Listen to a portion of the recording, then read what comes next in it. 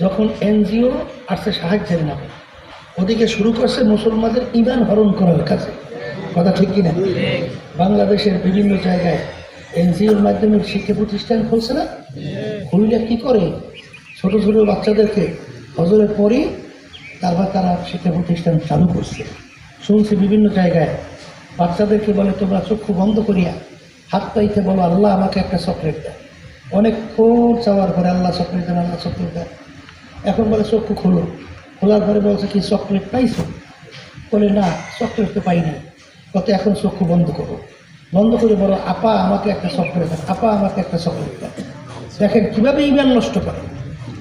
এরপরে যখন চক্ষু বন্ধ করে হাত পাচ্ছে, প্রত্যেক বাচ্চার হাতে হাতে চকলেট দিয়ে এখানে চক্ষু খোলো, বলে খুলছে। কি চকলেট পাইছো? বলে পাইছি। চকলেট আল্লাহ দেশে না আপা দেশে? বলে চকলেট আপা দেশে। আর কথা আছে ছোটবেলায় যে শিক্ষাটা দেওয়া হয় ওইটা কোনোদিন মুছে যায় না। যেরকম নাকি পাথরের উপরে অঙ্কন করলে যেটা কোনোদিন নষ্ট হয় না, এরকমভাবে ছোটবেলায় যে শিক্ষা হয় এটাও কোনোদিন নষ্ট হয় না।